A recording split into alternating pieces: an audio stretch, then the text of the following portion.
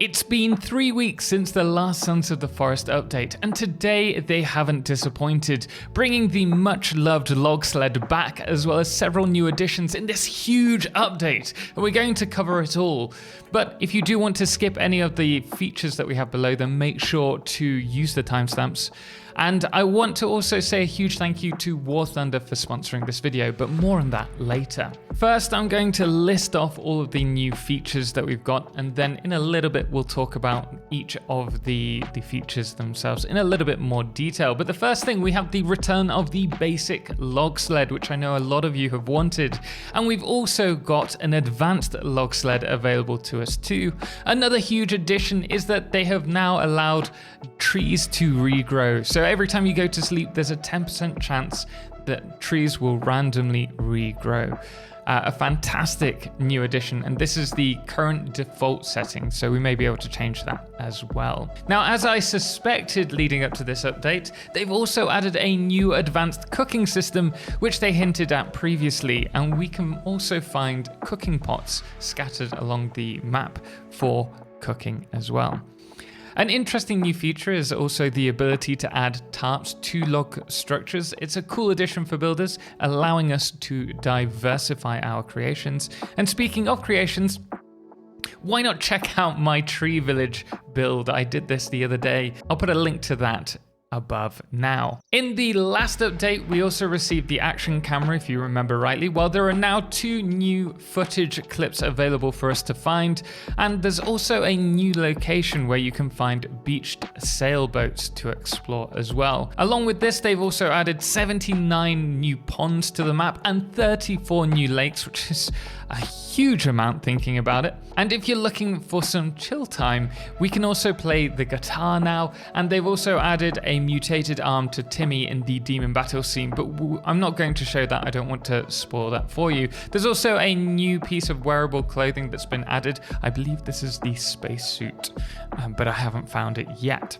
And another addition is that we can now command Kelvin to reset traps, fill log sleds, and also fill drying racks with fish. It's a simple addition to the AI commands, but I'm sure that you can agree with me that is a huge amount of new features and some that are really big, so we'll talk about them shortly. But first, whilst we wait for 1.0, why not check out War Thunder, today's sponsor? It's the most comprehensive vehicle combat game ever made, with over 2,000 tanks, planes, helicopters and ships. You choose how you want to fight in this dynamic combined arms PvP battle, and every vehicle is intricately detailed, offering a captivating combat experience. Whether you're looking for quick action-packed battles or realistic tactical experiences, War Thunder offers various immersion levels for all playstyles. And speaking of immersion, vehicle damage is like no other. With no general hit points, vehicles suffer damage to individual components and crew. You'll even see a damage x-ray showing the fatal blow to enemies, and there's nothing I love more than swooping down in a jet and taking out the unsuspecting tanks below. So what are you waiting for? Play War Thunder now for free on PC, Xbox X and S series and PlayStation 5. And if you use my link in the description below, you'll also get a large bonus pack for free featuring multiple premium vehicles, a premium account, boosters and more. I'll see you on the battleground.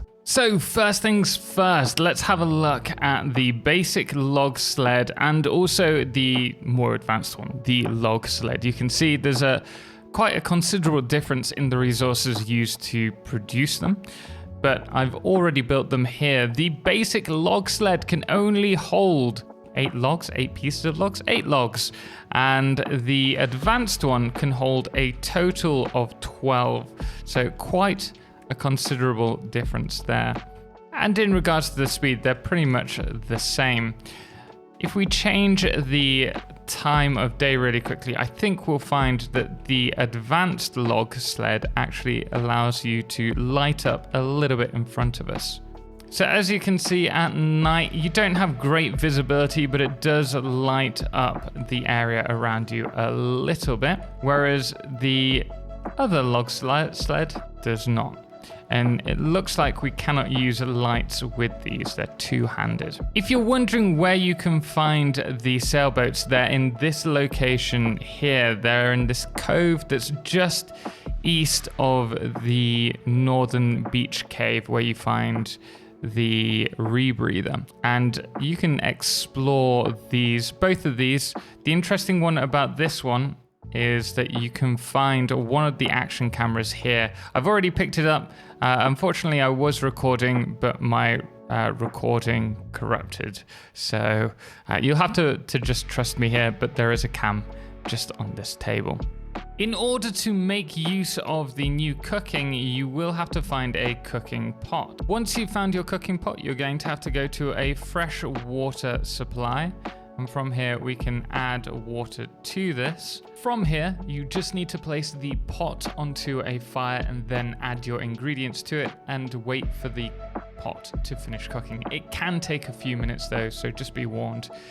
You'll know when it's done because the lid will come off. There's also a ton of improvements, including cannibals now fighting one another in the village to stress or test how strong they are.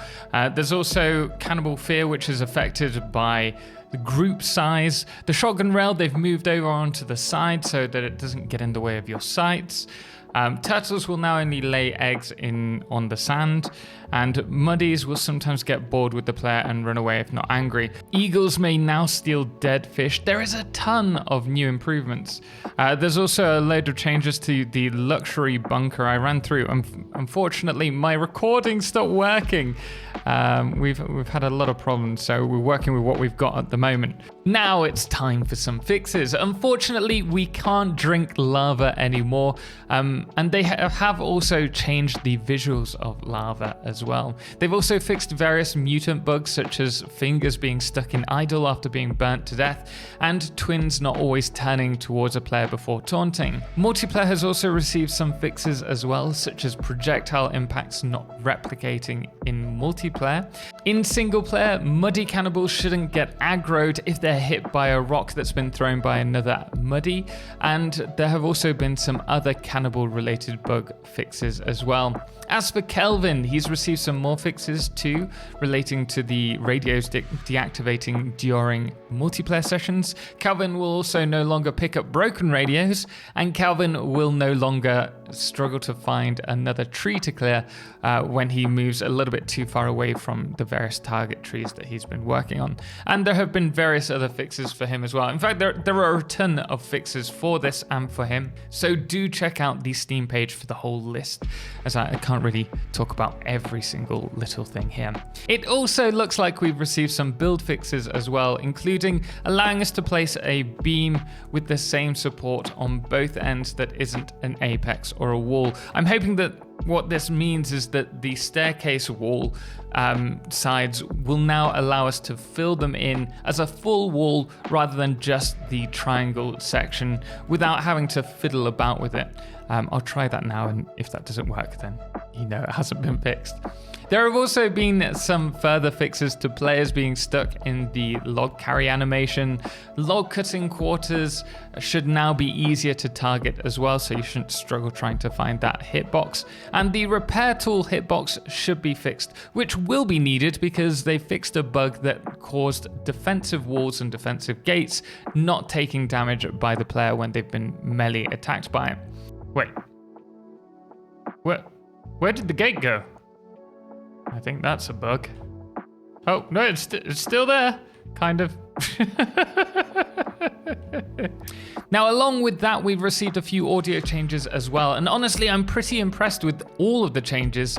One thing I should mention, in yesterday's video, I asked whether early access was the right thing for Sons of the Forest, and I'd love you to check that out and let me know your thoughts on that. Also, don't forget to check out today's sponsor, War Thunder. If you do use my link, which I'll put in the description and the comment below, you'll be able to get a bonus pack for free, which includes new vehicles, boosters, and more. So I'll be seeing you hopefully in the battleground. Special thanks also goes to all of our amazing supporters on Patreon, most notably our Totalxclipse patrons, James Owen, Firefless, and Trebor, as well as our Lunas, the Calamity Ben, Star, Shoku the Emon Wolf, and That Dude AW, as well as our Blood Moon of the Day, which today is Adam the Useless. Until next time, as always, ciao for now.